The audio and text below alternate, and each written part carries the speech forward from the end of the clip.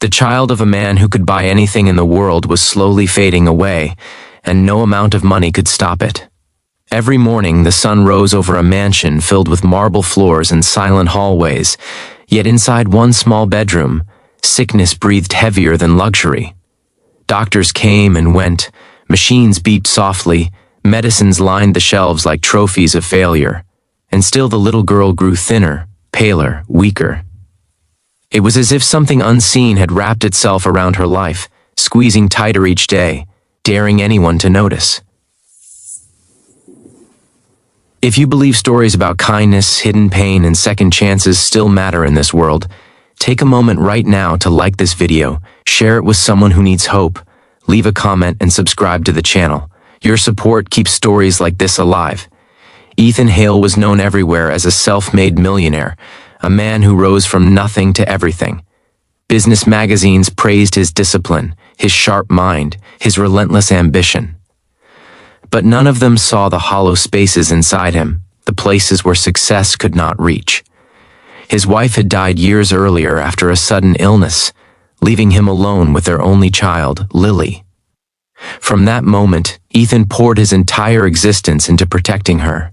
He built walls of wealth around her, hired the best doctors, the best teachers, the best caregivers.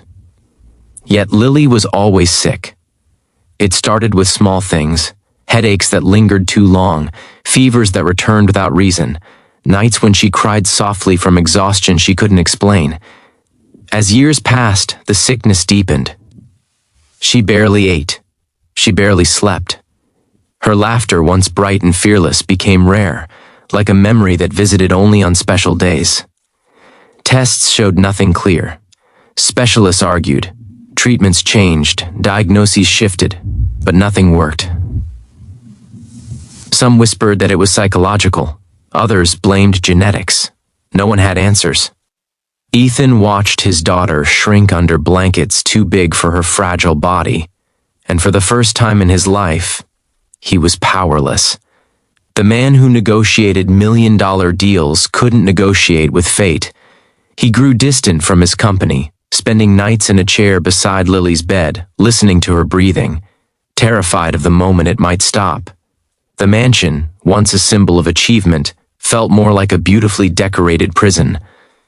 Caretakers came and went, unable to handle the emotional weight of the house.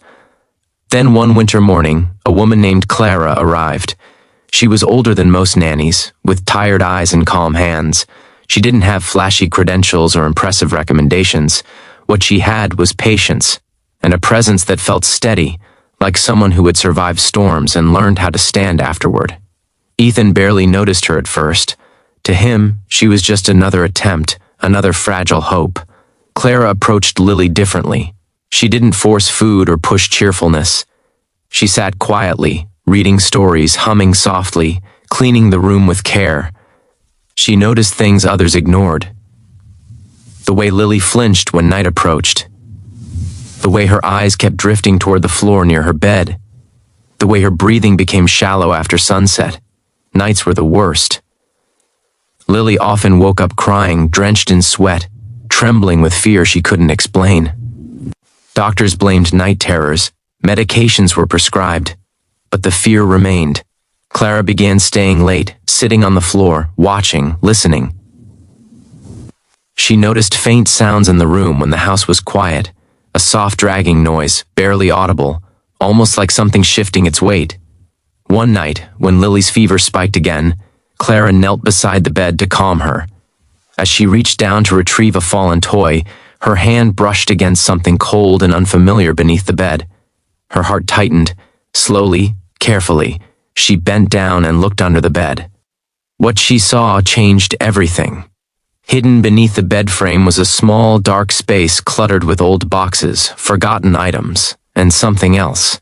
A narrow opening in the wall, partially concealed, led into a shallow crawl space. Dust covered the floor, but there were clear marks, signs of movement. Clara's breath caught.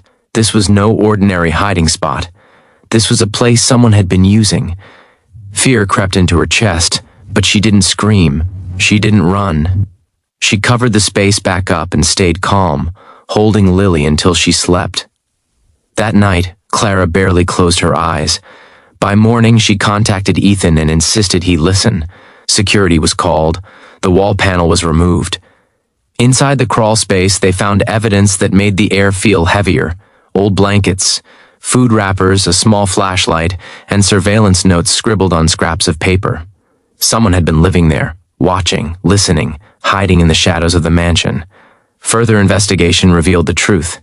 Years ago, during renovations, a former worker had discovered the hidden space. After being fired under bitter circumstances, he returned secretly, using his knowledge of the house to slip inside at night.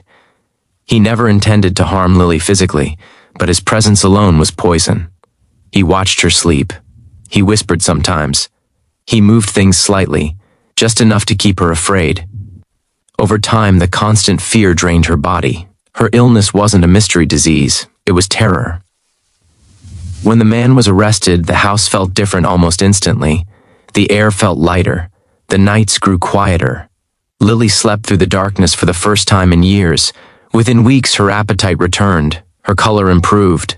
Doctors were stunned as symptoms faded one by one. The body that had been fighting an invisible enemy finally had peace. Ethan was overwhelmed by guilt. All his money, all his control, and he had missed the simplest truth. Safety isn't about walls or locks, it's about awareness. He thanked Clara in ways words couldn't fully express. He offered her more money, a permanent position, anything she wanted. Clara stayed, not because of wealth, but because she cared. Lily slowly returned to life.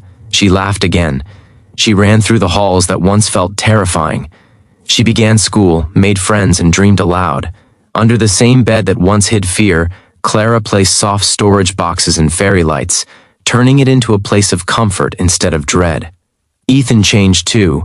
He stepped back from endless work and stepped into fatherhood fully present and humble. He learned that strength doesn't come from control, but from listening. The mansion transformed from a silent monument of success into a warm, living home. Just before this story ends, take a moment to comment below with a single word that describes how this story made you feel. Your words matter more than you know. Near the end of one quiet evening, Lily sat peacefully on her bed, healthy and safe, while Clara watched from the doorway. No one spoke, but everything had already been said. Some sicknesses are not cured by medicine, some wounds are not visible, and sometimes healing begins when someone finally looks under the bed and chooses not to ignore what's hiding there. If this story touched your heart, please like, share, and comment to let us know. Your engagement helps bring more meaningful stories to people who need them most.